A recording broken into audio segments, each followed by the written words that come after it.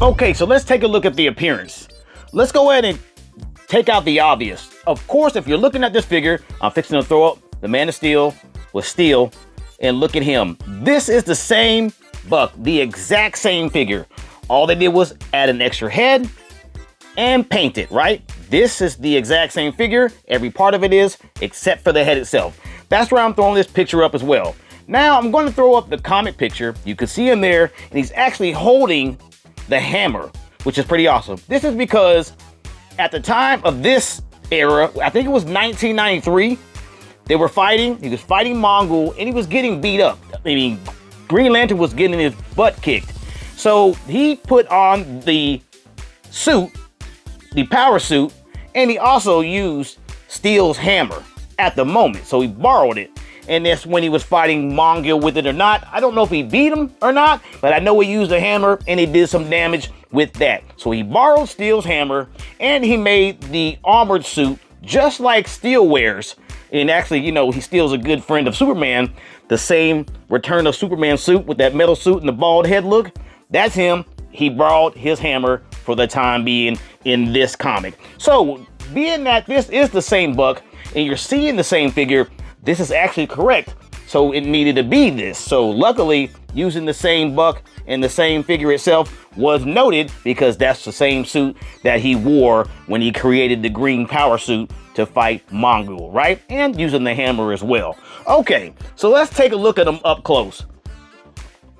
All right, so you saw the pictures. Let me put it like this here so we can, you see the picture, you know it's the same. We really don't got to go over that. That's what it is, the same, okay? Let's take a look at the head, all right? You see the head there going across the screen. It looks pretty decent. Not bad. You're having that green suit helmet with minor detail, like we see in the other figure, right? There you got stuff there. You have details on the side there. And of course, the mask itself. We have to have the iconic green mask that is painted on. And then you see the white eyes, right? Okay, facial structures inside the helmet, sculpted and painted. Flesh color, lips, nose, they're all there, right? Okay, so we see that. That is the only part that's different on the figure beside the paint of the old figure of Steel, okay? Let's take a look at the shoulder pads. You see the shoulder pads there? Pretty basic. They are PVC. There you go. And let's look at the emblem on the chest, right? You're getting this more darker green, rugged look, and you see the white painted in the background of the logo, okay?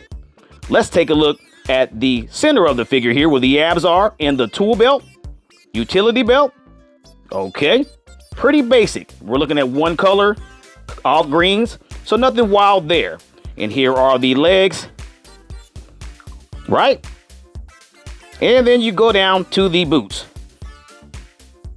You have that armored look and these silly shoes. These are really silly.